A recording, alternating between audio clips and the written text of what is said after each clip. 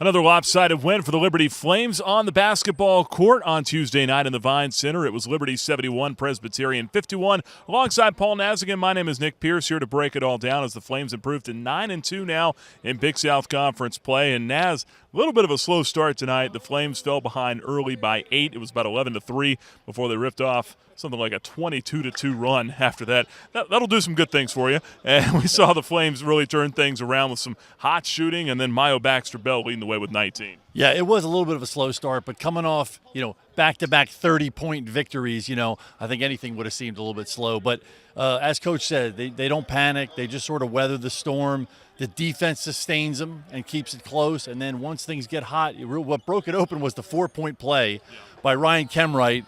The ball goes through the hoop, the 4-point gets some energy, and then some threes started falling, and from then on out, Flames just pushed it on out. And we saw Presbyterian turn it over a lot in that first half as well. Five straight possessions at one point with turnovers. They wound up finishing with 26, the season worst on the night for the Blue Hose. But you mentioned it, the 4-point play from Ryan Kemwright got the Flames within one. Then Baxter-Bell with a couple of jams after that. We saw the Flames kind of get out and transition a little bit. Yeah, they did, and that's uncharacteristic. Not to say that they won't take it when it's there, but it was caused by turnovers. The pack line doesn't set out to cause turnovers, but guys really had active hands, causing deflections.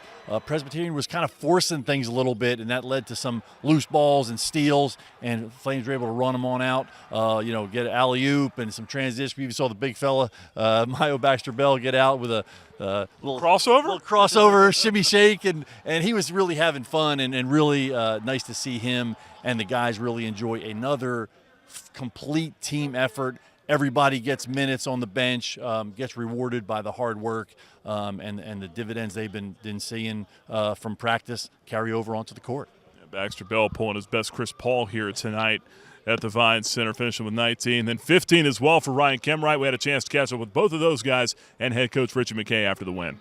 Defense is something we hang our hat on, and sometimes we struggle when shots aren't falling. We tend to let up on the defensive end, but tonight I think we did a really good job of playing defense when shots wasn't falling, and eventually it caught up with us. We have a great group of guys. They have high character, and we want more than this. We want more than just a couple wins, a win streak, or just a good regular season. We want to win conference tournament. We want to win in the NCAA tournament. We have bigger dreams than just a couple of wins back-to-back. You want your team playing its best basketball towards the end, not the beginning. So all the stuff that happened in November, we were 5-8, I think, in the non-conference, and we struggled, but we struggled against really good teams. So I see where we're going. I've got a vision for it, and in order for us to get there, I know to compete with Asheville and to compete with Winthrop and some of the other teams in Coaches League, you better be ready. No, Naz, we mentioned the 19 for Baxter-Bell tonight, but how did he get those 19? 8 of 14 shooting. You don't typically see big men be able to get in there against a zone like he did. Yeah, the zone was, coming in, Presbyterian be a little shorthanded. The coach knew they were going to play a lot of zone.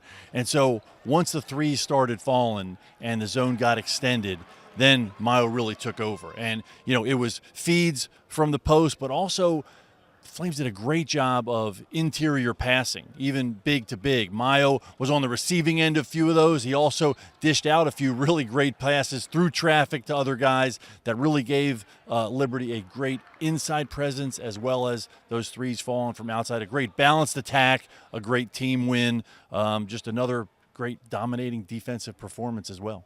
The defense, Presbyterian shot 44%, but the 26 turnovers is really what killed them. When you have, what was it, almost 20 more possessions than the opposition does, you're going to have a lot of success. Yeah, and again, this thing continues to just improve. And it's a scary defense. I would not want to have to play against it. Guys are really knowing their roles and their movements, and that thing is working as a cohesive unit, and it's tough to play against, and they're finishing it up with rebounds and then going off on the other end, and the offense is really clicking too. Liberty is really playing well right now. Yeah, one other thought here before we get into what's next. You look at the assists and turnovers. Liberty 20 assists, 6 turnovers tonight. Georgie Pacheco-Ortiz, Big South Freshman of the Week, 6 assists, no turnovers, and he's starting to get a shot a little bit. Yeah, he's doing it all, and glad to see him rewarded by a well-deserved recognition there as Freshman of the Week. But it was interesting. The zone, Liberty doesn't see a lot of zone, and so it took them a few possessions to kind of get acclimated to it, but the ball movement was incredible, made that zone shift, got guys out of possession, making the extra pass. Coach talks about the pass that leads to the assist, and that, a few seconds of that thing moving around, they got great shots, uncontested shots where guys could catch it in rhythm and really finish strong, and it showed up in the stat line from three. Great balanced attack against the zone. Well, we'll close things out here with a final thought as they're breaking down the Vine Center. We don't want to get run over here tonight. Next up for the Flames, they've got Radford coming up here on Saturday night at 7 o'clock. A team that the Flames built up an early lead on, had a big lead in that game, and then kind of had to hold on in overtime. Coming now here to Lynchburg, round 2. What are your thoughts heading into that one? Yeah, well, great game up there. That's a kind of a rivalry game, in-state bragging rights kind of thing. And so they're going to bring a great team in here.